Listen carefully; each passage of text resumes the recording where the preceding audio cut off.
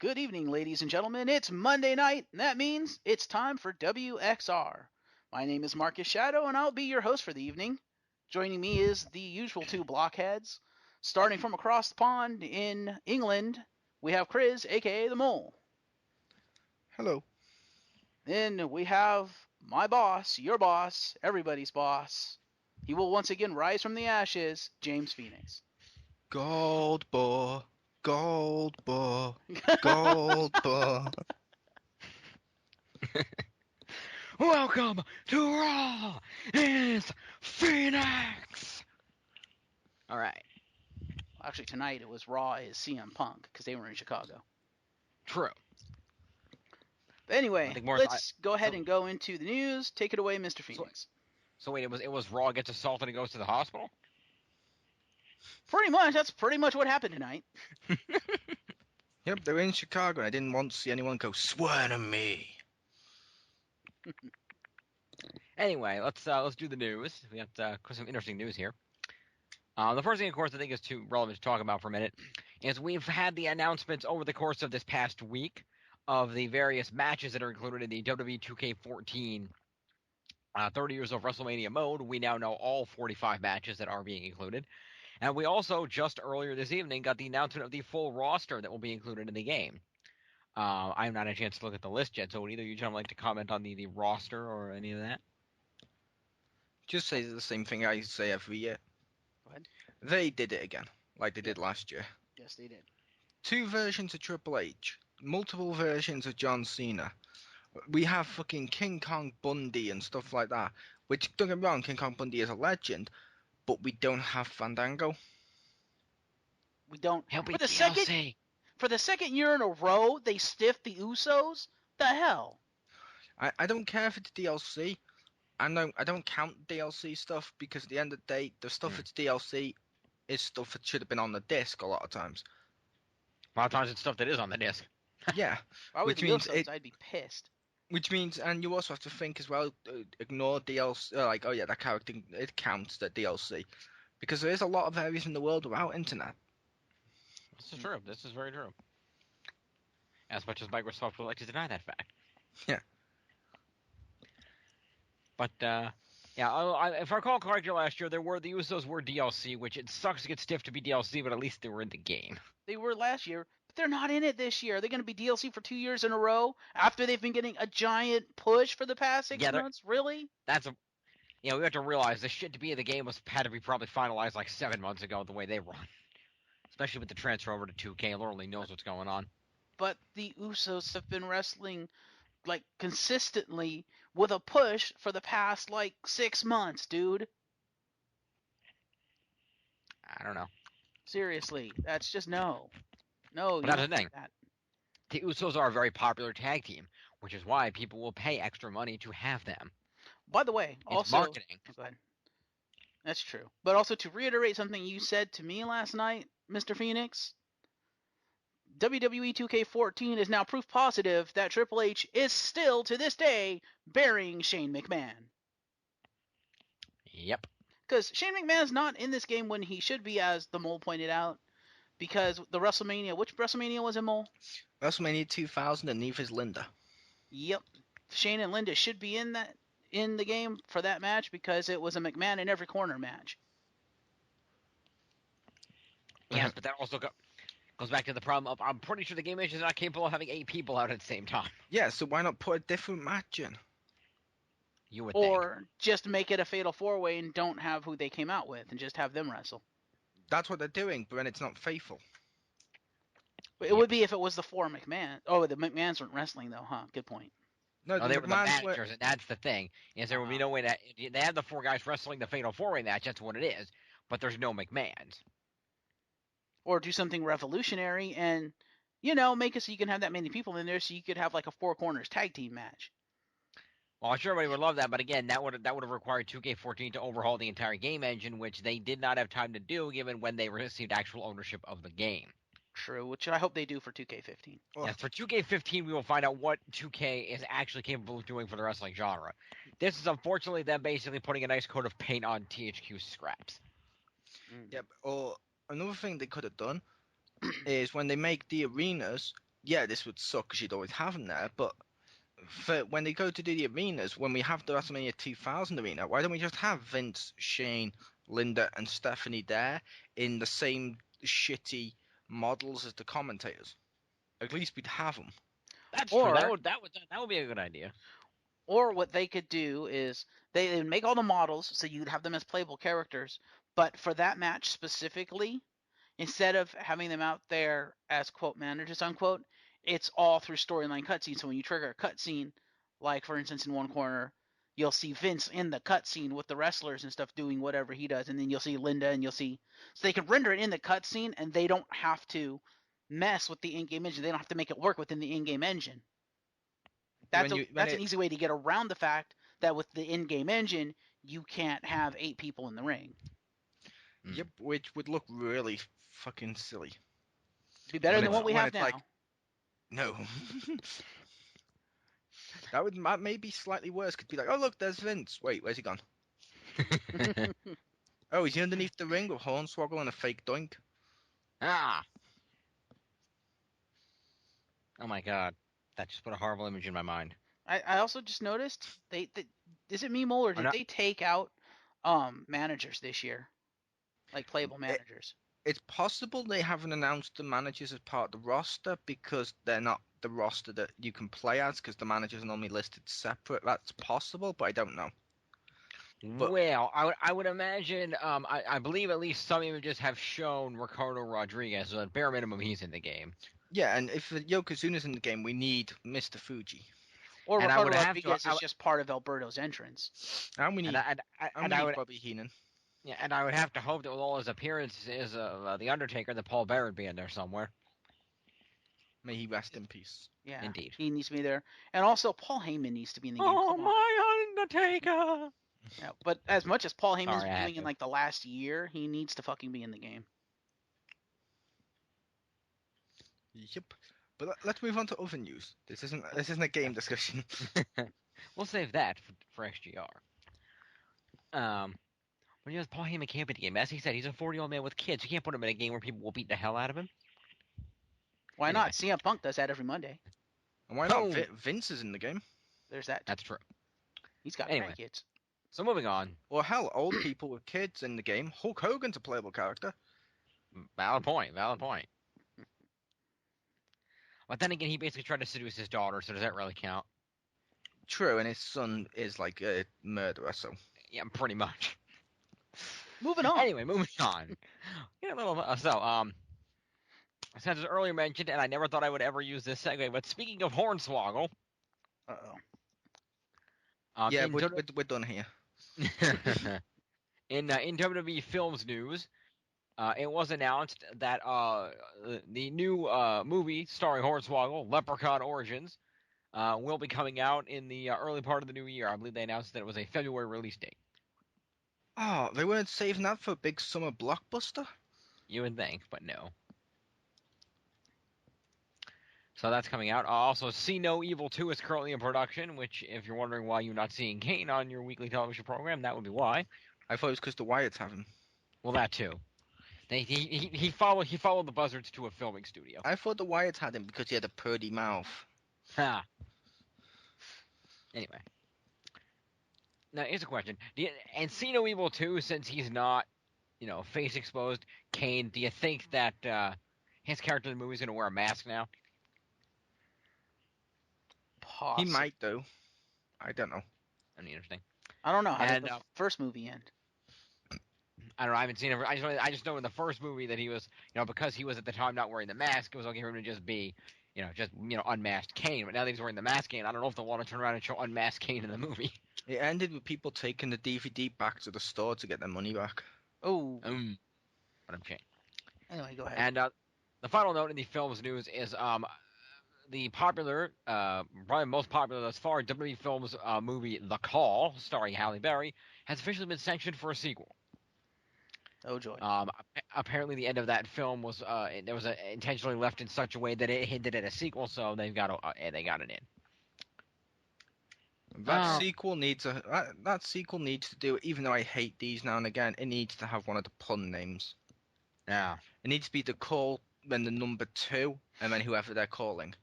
There you go. That'd be funny. In additional news, this is kind of an interesting piece of news. In speaking of again of one-off comedy characters, You heard from Andy? No, he hasn't passed through.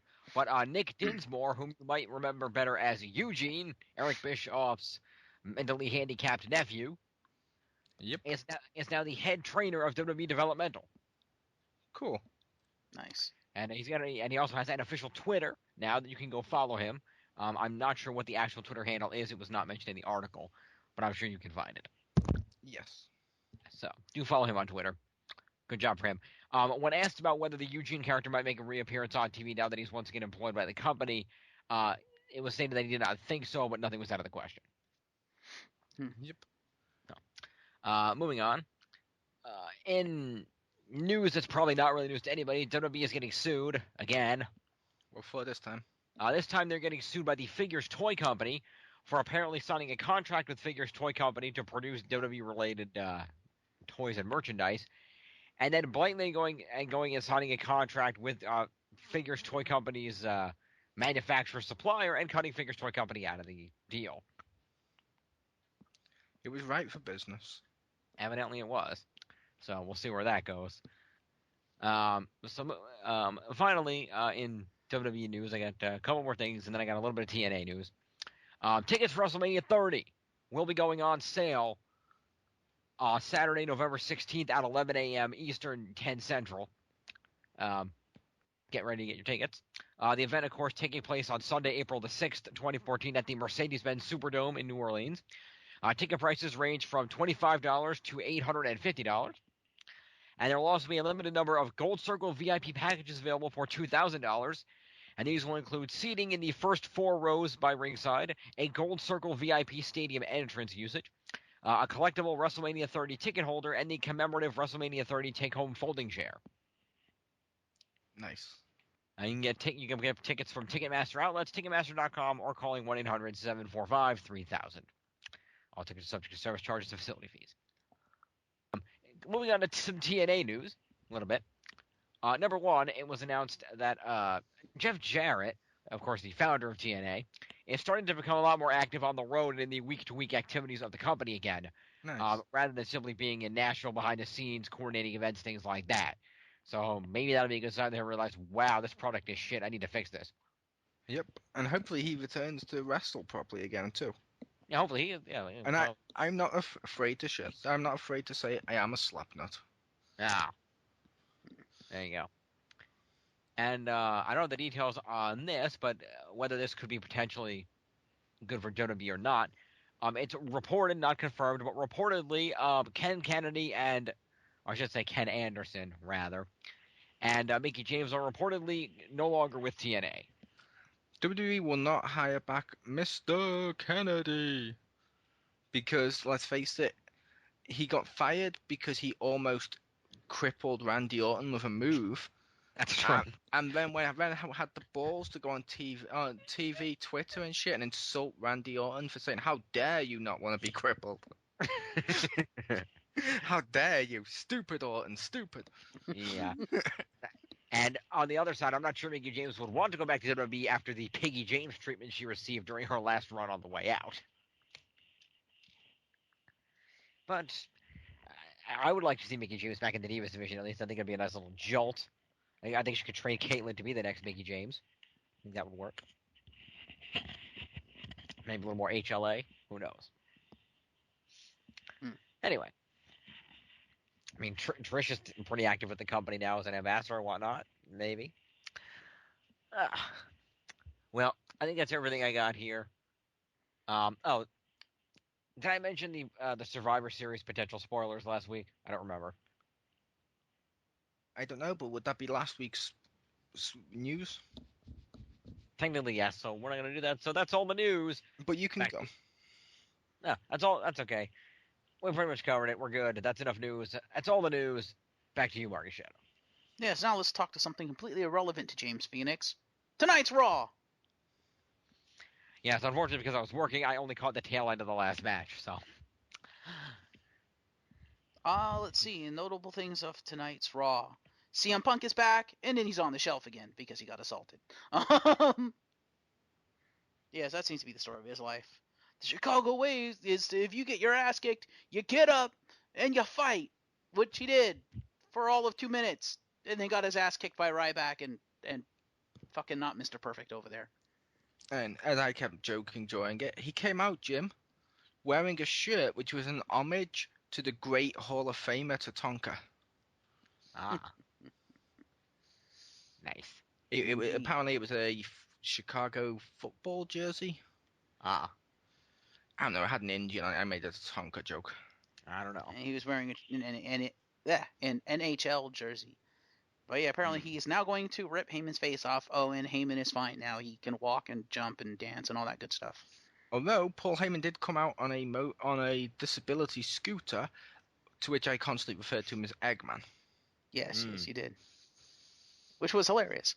Oh, if he's coming out on a scooter, you're supposed to refer to him as John Laurinaitis. No, because he's got the body of Eggman. Ha! I don't know, it seemed to me that a lot of Raw tonight was kind of no point to it, really. Like, the Divas match, what was the point of that aside from pushing Brie more?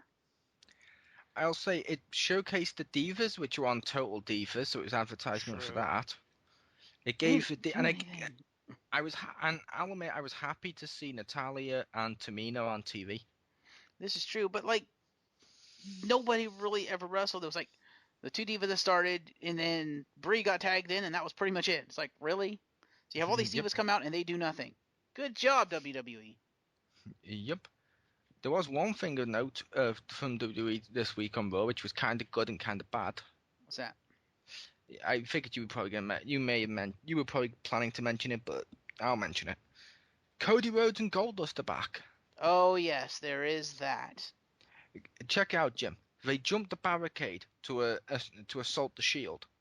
Okay. Cody Rhodes is selling this shit. He's being dragged off by security. Goldust looks completely bored and is wearing gold makeup on his face. So it's like, wait, really? You couldn't even just take the makeup off to make it seem like you were literally not Goldust at this point. You were literally literally down in your luck and jumping the back. It's like when Matt Hardy jumped Edge. He used to do it in stuff that Matt Hardy wasn't wearing.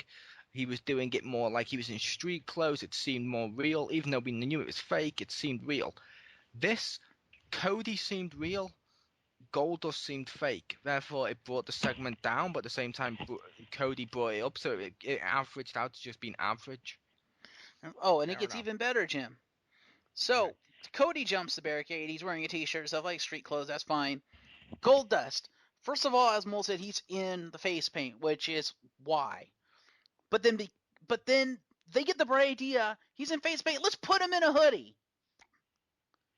And so he hops the barricade, and the hood is not up. It's down because they don't want to obscure the face paint because they want people to know it's Goldust. I'm like, wait, so you put him in a hoodie, and you're gonna have him jump someone, but you put him in a situation where he can't have the hood up. What's the point of wearing a hoodie? What was the point of Venom's mouth? To eat people. Spider-Man 3 reference. Oh, that, yes. This is true. Yeah, where you kept peeling it back to talk. That's what Goldust does. He has a hood to disguise himself, but yeah, he'll peel it back when he talks. Yeah, pretty much. He didn't talk. He just never wore the hood. True. On related news, it is being rumored whether this will be at the upcoming Battleground or whether it's Survivor Series. I'm not sure, but there is a rumor that they will be booked an upcoming match: Cody, Goldust, and Dusty Rhodes versus the Shield in a 6-man tag match. It's supposedly being booked, and they will be referred to as the Rhodes Dynasty. The reason why is because Jim, literally 2 minutes or 5 minutes after they were carried off by security, Goldust tweeted on his official Twitter, "This is the rise of the Rhodes Dynasty, blah blah blah blah," which is cool. It was a cool little segue, but like I said to Marcus, wait, so security dragged him away, and 5 minutes later he's back outside. He's fine. He's got his phone. He can do whatever the fuck he likes. Do you remember when security used to drag you away and you wouldn't see you till the end of the show because it was implied you were doing service or doing the paperwork or whatever? Mm-hmm. That's one bad thing about social media. Remember when security used to drag you off and they would physically throw you in a cop car and drive you out of the building? Yep. I miss those days. And do you remember when the security people used to be obvious Ring of Honor stars? Yeah. I always used to remember that during the Attitude Era, people were like, oh, that's such and such, when you were watching the fucking security. It's like, that's our security guard, that's such and such. Good times, good times. Then we move on to the final piece of Raw, the one thing that made me say, really? In the context of the show itself, as a standalone show, there was no point to it, in my opinion. It didn't work on many levels, and that is, and I missed the first 20 minutes of Raw, so Mole had to fill me in on this, but apparently Triple H came out, did not berate the face locker room at all, despite the fact that, the past several weeks, as he's been terrorizing Daniel Bryan, he's been saying every week, hey, if any of you knuckleheads decide to, help Daniel Bryan, you're fired. Although he did berate Daniel Bryan about it. Okay, fair enough. But still. Because he did the line of, because all of these people, they're fighting for you. And he was like, yeah. And they were like, yeah. Yeah, a champion doesn't need people fighting for him. A champion needs people who want to fight against him because he is the best. And he's like, and really, Dolph Ziggler, you're really gonna fight for Daniel Bryan? And he goes through each one like R-Truth and stuff. And he's like, you're gonna fight for him, someone who's recently just lost multiple title shots, and you, someone that's scraping to try and get title shots, and you're gonna fight for him? No, you should be fighting for you to get those shots. What makes him better than all of you? Fair enough. But still, the fact that he said multiple times, you help him and you're fired. They help him, and what do they get? They get the Shield served up on a silver platter. And that's it. Literally, Yeah. The main event match was 11-on-3, them v the Shield. They win, nothing happens. I'm like, what was the point in that, aside from destroying Triple H's character? Well, I think the point was that Triple H decided to give that. Michael Cole actually, for once, Michael Cole did something useful, which shocked me. And he actually sold the reasoning for this during the match. And I know, much like myself, you tend to tune Michael Cole out, but I happen to pick up on this. He pointed out the fact that I do tend to tune yourself out. Yeah.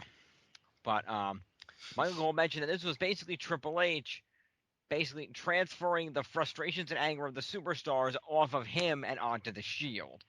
So they would beat the Shield up and wouldn't effectively beat him up, and then get their frustrations out and wouldn't be as pissed at him because they had an opportunity to get their frustrations out.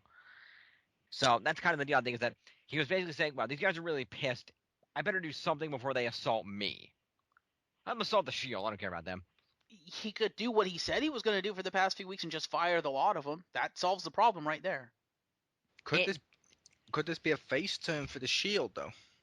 That could be interesting. And he could have fired a lot of them, but do you really think Stephanie would have let him do that? I mean, as much as Stephanie's siding with her husband in this storyline, she also knows the quality of what's good for business, and losing that many talented guys in one shot, not good for business. To be fair, she's a McMahon. They're always firing people that go against them. Austin, Mick Foley. Also, true, but when has it ever actually stayed fired? Yeah, but also, given the fact that she herself has reiterated what her husband said, yeah, she would let him do it, because she said that she was going to do it. Plus, her herself was one of the ones that fired, like, Goldust, and obviously Triple H fired Cody. Yeah. Which Cody is a lot bigger an asset than the Usos, Zack Ryder, and a lot of the people who are out there. This is true. This is true. I'll tell you the one that annoyed me, Marcus. What's that? Miz TV. Oh, yes, there is. Again, something that made no sense. Yeah, Triple H says to Miz, do what you do best. Ask the hard-cutting questions. Your guest tonight will be Big Show. Miz goes out there. He's doing his speech. And, yeah, then Stephanie comes out, gives the word to Big Show, and he knocks Miz out, and then they walk off. So it was a whole segment for no other reason than destroying Miz. Now, unless because of how Miz was selling his emotion during it, of he didn't want to be doing this, and he looked like he was either scared or annoyed It's possible this could be building for Miz snapping on Triple H and shit. Possible. The other thing too, I think it did is it basically cemented the fact that yeah, Big Show's effectively Stephanie's bitch now, because as I pointed out during the segment, wait, Big Show didn't even hesitate. He just turned around, boom, punched him and left. I'm like, that's kind of out of character for the recent Big Show. He didn't cry. And He did nothing. He just he grabbed the Miz, spun him around, punched him in the face, and walked off. I'm like, that made no sense. And admitted, James, when Marcus said that line, you kind of hoped he left a pause in the middle just so you could say, Stephanie's bitch? I thought it was Triple H. Oh. But yeah, this whole episode was just, none of it made sense. None of it made logical sense in the context of the show. It's like they fucking Sabaned it and threw all continuity out the window. Well, that pretty much covers it for Raw. Alright, so now we go into our discussion segment, which, last time on WXR, we discussed the face of the company, and then Jim's internet decided to take a crap on his face. Hopefully it won't do so tonight. Mole, take it away. Yep, speaking of the face of the company, it's time for the face of the XPound to lead this shit. Mm-hmm. I just want to point out at the beginning, I made a mistake last week. I know. I'm going to let you all take that in for a second. Me, the person that you've all held up on this pedestal and believed to be basically the reflection of perfection, I can make mistakes too. You're Chris Masters? I am. But no, okay, no. It's apparently Miz is older than Daniel Bryan. Throwing that out there first. The difference between them, Miz was born October 8th, 1980, putting him at age 32. Daniel Bryan was born May 22nd, 1981, putting him at age 32. Which means by October 8th this year, Miz will be 33, Daniel Bryan will still be 32. Miz is officially older. Cody is still 28 and Cena is 36, so they still have like a 4-year gap between like Bryan and Cena or Miz and Cena, but the age factor is not an issue between those two. Yeah. Fair enough. Now over to the Divas. Now over to the Divas division. Take it away, James Phoenix. Haha, funny. Banter. You mean the X division? Anyway, I believe we were discussing. I got cut off because of my crappy internet last week, but we were in the process of discussing the face of the company. And I believe, if I recall correctly, we were debating. We were just only discussing who could fit that role, and you were talking about just Miz being actually older than Daniel Bryan. So, yeah, he doesn't look it, and that's the thing is you don't realize that he's that age simply because Miz looks a lot younger than he actually is. But yep, and Daniel Bryan looks a little older than he is too. Well, yeah, with the beard. I don't mean the beard. I mean like when he smiles or when he frowns and stuff. His forehead is a lot more wrinkled than people that age. I also want to throw something out here right now. If people keep hearing me like stammer or stutter a little bit when I'm doing this, earlier today, which I did make a joke to Marcus that I'll insert toothless aggression into this, I knocked out one of my front teeth. So every time I'm talking, I'm hearing like when I'm doing it, so I'm backing up when I'm doing it, but apparently it's sounding normal, so it's catching me off a little bit. Yeah. Okay, then. I'm going to ask you how you did that later. You can. So, it involves alligators. Nice. Never smile at a crocodile. Anyway. It involves me taking on the alligators. Me and Crispy teamed up for C-Squared to try and do a Shield-style beatdown on an alligator. It did not end well. We have not heard from the Crispy since. Oh, dear. He's been Benoit. Who? Exactly. And go. So moving back out of the face of the company, it's a matter of, given that the age discrepancies going on here, with obviously Cena being in the 36 age range, Daniel Bryan and The Miz could very easily carry the company for the next, 3-4 years, maybe even a little longer, to keep it going for the next few years. They could easily take over. And being even 4 years younger than them, Cody Rhodes could be the face of the company for a very long time to come if they built him up now, which I think they are going to upon his return. which is a good thing. The question being, who else? While I do like Cody Rhodes, I'm not sure he's necessarily face of the company material. I think he'll be a big name star. I think Cody might be one of the big name guys that you see, but not necessarily a company carrying name. And that's I could see yes? Cody becoming like the next generation Shawn Michaels type, where he's a big name, he has a draw, but he's not face of the company material. Because Shawn Michaels, as good as he was, he's a legend, he was never really the face of the company. Mole, would you like to debate that on my behalf?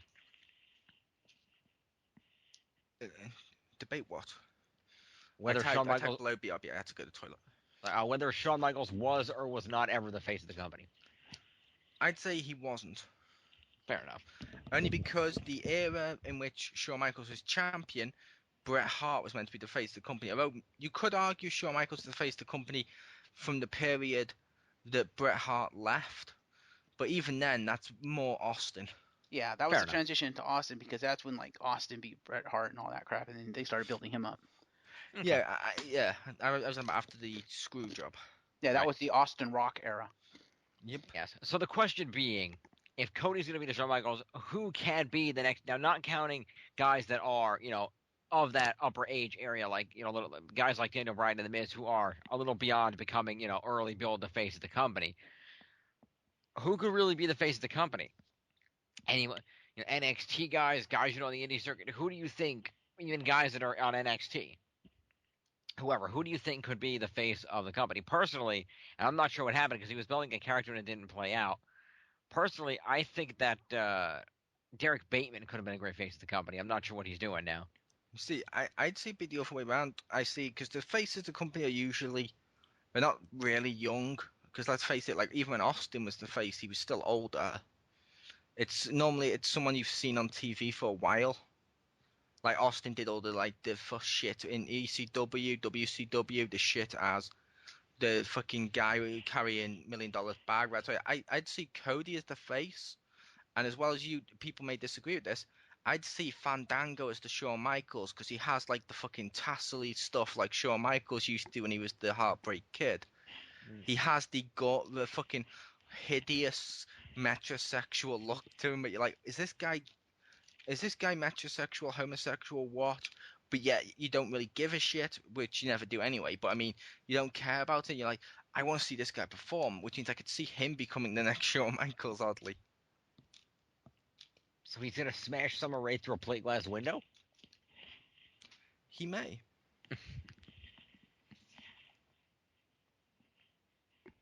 Fair enough. But Honestly, I don't know. despite their ages, I see either Daniel Bryan or The Miz being the face of the company for the next several years. I can agree with that. They'll certainly carry it for at least a little while. I'm talking after that. Who are we looking Sheamus? into? No. Maybe. I don't know. He's kind of gotten buried lately. Isn't he? He has. How old is he? He's not that young either.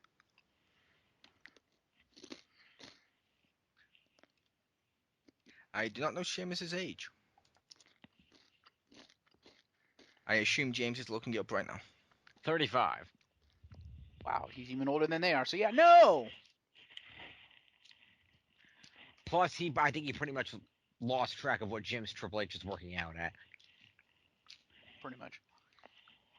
So. I don't know. I don't really watch NXT. That's more Mole's department, so I don't really know the superstars that are in there. So do you see any up and comers in there, Mole, that could potentially take the business?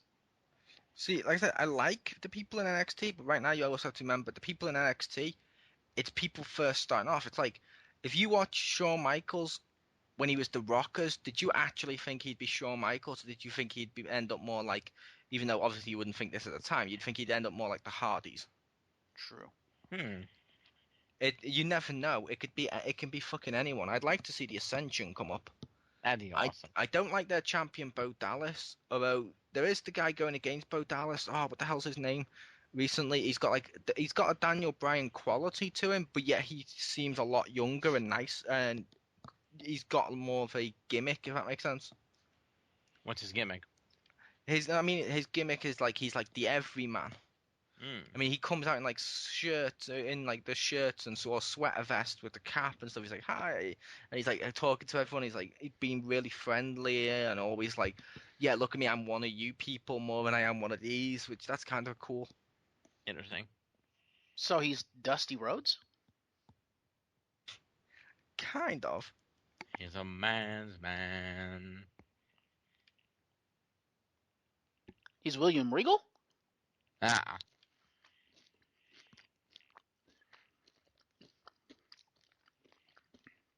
I don't know. We'll have to keep an eye on. Are you referring to Leo Kruger, Mole? Like I said, I can't remember his name, Okay. which means do not start reading a list of guys' names. I don't know. Apparently, he set his sights on Bo Dallas' championship on the 18th July NXT. He won a triple threat match against Sami Zayn and Antonio Cesaro to become #1 contender, and he lost to Dallas for the title on August the 7th. So, Ladies and gentlemen, welcome to the Wikipedia portion of our program. Yep. pretty much. Anyway, I really want to start watching NXT because I want to see what some of these up-and-coming guys can do because I don't see the future talent. But yeah, And what did you say that guy's name was? Leo Kruger. No, the guy I was thinking of is called Sami Zayn. Oh, that dude. Okay. Yeah. Fair enough. Well, I like that. I like that name. yep. I had to look him up. It wasn't the guy who was billed from Angel Grove, sadly. Well, that would have been a perfect tie into our random off the topic discussion earlier. It would. Although I do want Finky to come up into the roster. What the fuck's her name? Paige, the anti-diva. Yeah. She's kind of cool. I thought AJ was the anti-diva. No, she's the anti-diva. Mm. If they even call her that, they call her the anti-diva, Paige. So basically she's gonna get brought up team with an Italian reformed pinup strong. No, she's not like muscular, but I mean she's not like Beth size, but she's pretty good. You should check her out. I don't know. But continue. Yes. So. There we go. So yeah, I think they face the company. I think probably Miz, Daniel Bryan, certainly. They're going to be the future. Cody Rhodes definitely going to be a big name. Fandango could certainly be a big name guy for the company. The Usos going to be a very big tag team. I think I can see that playing out. How about because I know he's on NXT. How about Mason Ryan? I can see Mason Ryan having a role as long as the people in charge like the big guys. He might not necessarily be another huge, big like another Batista, for example, but he could be certainly a big dude. He'll be the next Batista. He won't be the next Cena. He'll be the next Batista. Well, he looks like Batista. He fights like Batista. He does, but he walks like Rihanna. No. What the hell? Sorry, that's a song. That's a song. I just had to throw that out. The thing is, I don't think he has Batista's charisma, and that's part of the problem. Batista had charisma? He had charisma on the mic. He didn't have it in the ring. But the only time Batista had charisma on the mic was when he fucked stuff up, and it became hilarious. Ironically, like basketballs don't hold grudges.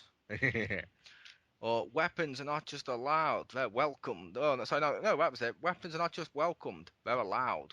Yeah. And it's like what? But yeah, I think Batista had something that Mason Ryan did not, and so that's why I don't think Mason Ryan. I think he'll be a big guy. He'll be around. He'll serve as muscle for factions and whatnot. He'll be there to be the threatening guy that they call out when they need somebody threatening to show up and fight somebody of the opposite alliance to fight. It's great that he's gone all the way back to NXT to become that, because that was his role in the Nexus. I know, and that's. But they don't need a big muscular dude right now. They got Ryback. They don't need him right now. I think the Shield are going to be around for a while. I think they're going to be become a pretty big stable. I mean, they already are, but I think they're going to become even bigger. Yeah, I think Mason and Ryan would do well in like joining the Shield or something too. I always thought Ryback should have joined the Shield, but that's not going to happen. No, something like Mason Ryan could join the Shield. That'd be impressive. That could be kind of cool. Although, like I said, I want to know. I think the Shield may turn face. I could see that. Only because all the heels have now abandoned them. Triple H has turned on them. They're the Hounds of Justice. I can almost see next week or two. I could almost see them jumping the railings and then assaulting Triple H for what he did to him. Justice. Justice. That would be interesting, and I see all three of them being big names in the future of the company as well, being really well-known guys as well. So I think they all have a future as future champions. Or maybe they're going to hold off until Battleground and have them face turn at Battleground where they hop the railing and assault Randy Orton. That'd be awesome too. Well, if that happens, it's inevitable we're gonna get the Shield v the Wyatts. I think that's inevitable. See, that's another guy I think is going to be around for a while and could become something really good and really big, and that's Bray Wyatt, aka Husky Harris. Yep. Yeah, I think that'd be really interesting. I think his whole lights out creepy gimmick, I think he'll sort of be another, I wouldn't say an Undertaker, that he won't be to that extreme, but he'll be another one of those, he'll be that type of character, the one that shows up in Mysterious Darkness, that has weird-ass powers that nobody, really understands about what he does or how he works type thing. Yeah, he could be like the next Boogeyman or the next Papa Shango. I The think only reason I'd say, that's a good one. the only reason I'd say he wouldn't be the next Undertaker would be Undertaker has more wrestling skills and adapted a lot better over the years. True. Mhm. I don't see Wyatt adapting that much. No. Yeah. I will say this, though, the one thing that's made him really good now is the fact that they've allowed him to find his voice, or they found a good voice for him. Because the character that he portrays now, he does it really, really well. The voice he uses is really good, and I have to wonder how close that voice and the character is to his actual personality, his actual voice. I would hope it's not like his actual personality. I would hope If so, it too. was, that dude needs to be locked up. Yeah. I think so, and I do. I do think it would be interesting if at some point in the future his actual brother Bo Dallas were to join the faction. I think that would be kind of cool. That'd be interesting. Then they'd really be the Wyatt family. Although sadly, Bo Dallas doesn't look like the other Wyatts. Because all the Wyatts on there have like the facial hair and like the hillbilly like look to them. Yeah. Bo Dallas is all clean shaven with slicked back hair and stuff. So put him in a goat mask. He'll be fine. It's weird, but it's like Bo Dallas is more like the Dolph Ziggler, Mr. Perfect archetype, whereas the Wyatts are more like the big bear types, like the Mark Henrys. True. To be fair, Kane doesn't have any facial hair, and there's still rumors abound that he's going to come back and join the Wyatts. Yeah, but Kane's might make sense of him coming back and joining them only because he will have been brainwashed. Fair enough. Although it could make some sense where none of that team made sense. I was thinking Bo Dallas would be the Spike Dudley. There you go. Brainwashed. Hey, how's this for a storyline? You just gave me an idea, Mole. He comes back brainwashed, and he's terrorizing the WWE with the Wyatts, and that pulls Undertaker out of the ether. And Undertaker comes back to stop his brother, and he produces the urn, and it's the urn that breaks him out of the brainwashing. That'd be kind of cool. Yeah, that could be cool. And then, of course, Adrian Force's Brothers of Destruction be the Wyatts, and then the Wyatts are buried. Or he's brainwashed, so Edge and Christian reunite, give him a concerto, and it causes brain damage, which damages the part of his brain which is corrupted. Isn't that move banned? Isn't brainwashing meant to be banned? That storyline would make no sense, but it would be kind of awesome if Kane's been brainwashed, smack with a concerto. Oh my god, his brain's been damaged. Only in the parts it was washed. He's back to the old Kane. Speaking of which, I'm kind of disappointed that storyline went absolutely nowhere. The Edge and Triple H thing with Christian. That was just to show Christian was injured. I know, but the way they left it off on Raw, it seemed like it might go somewhere. Like Edge was going to get his revenge, and with the character of Edge, the ultimate opportunist, the Raider, a superstar, it wouldn't be too far to, for him to say, yeah, you know what? You think you're so smart, Triple H. You think you're the cerebral assassin. Well, after you retired and stepped away from the business, I'm the one that had been terrorizing WWE with this stuff. So yeah, I think I might be able to outthink you and have him go after Triple H, act as kind of a manager behind the scenes guy pulling the strings to get revenge for his brother. I think that would have been awesome. It would have been awesome, but the problem with that is because Edge can't wrestle anymore at all, if they did a storyline like that, people would want to see Edge v Triple H. True. Edge can't wrestle, but he can come out with a chair and whack Triple H across Yep. the side. Although that's something I want to happen in the next few weeks, even though I want to happen sometime near WrestleMania. Even though we're completely off topic now to the faces of the company, but we've all discussed our picks. Mm-hmm. I want CM Punk to basically be with Paul Heyman. So you went out and got yourself muscle. He's like, yeah. So did I. Bum bum dun dun dun. And have Goldberg come out. So you have Goldberg v Ryback at WrestleMania. That'd just be a 5-star match. No, it wouldn't at all. It would be if Goldberg ended the career of Ryback in the way that he ended the career of Bret Hart, sadly. Yes, I never forgave Goldberg for his kick to Bret Hart. Fair enough. But how awesome would that be? How weird would that be? You got Goldberg, famous for injuring Bret Hart, Ryback, famous for fucking up. You put both of those two together in a matchup, and it becomes known as the most perfect matchup ever created. Like, two wrongs did indeed make a right. Ah. Now, if you're going to do that, you'd have to put Ryback in a match against Scott Steiner. Yeah.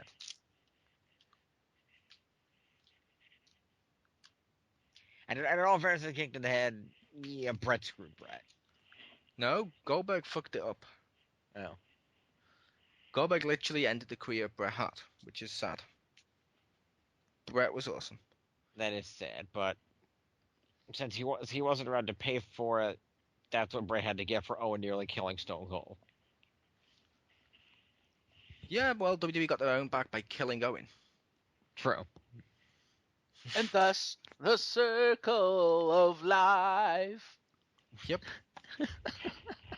And apparently, Oh god, now I want to see a WWE Circle of Life video. apparently, Jim, they are indeed bringing back WrestleMania, the last WrestleMania that came. They're bringing it back in like a special edition, and they've digitally inserted Chris Benoit, Owen Hart, British Bulldog, Mr. Perfect, fucking Eddie Guerrero, and Paul Bearer, all as Force Ghosts on the line during the Hall of Fame ceremony. Nice. All smiling, just nodding at the class as they graduate, like clapping their hands, like bravo. Nice. And then at the end, Macho Man steps out. Ah. Who's been digitally altered to be a young Hayden Christensen. Ha!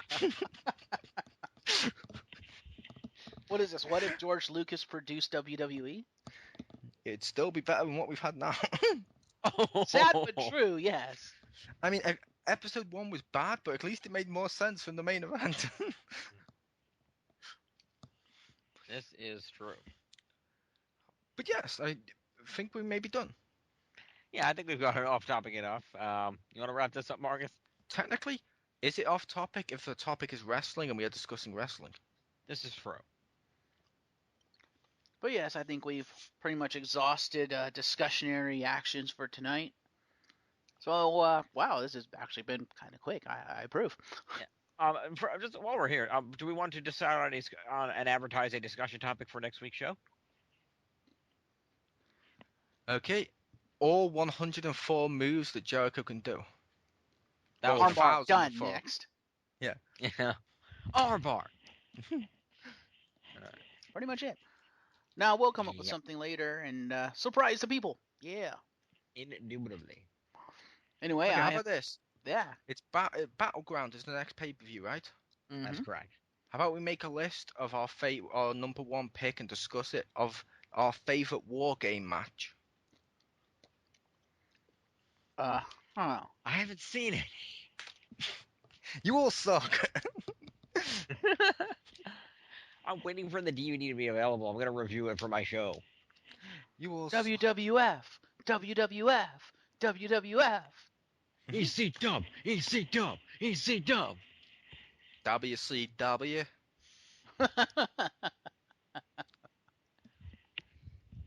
Alrighty then. But with that, I have been your host, Marcus Shadow, for Chriz the Mole and Jimmy Phoenix. Good night, everybody. See ya. Bye, everybody.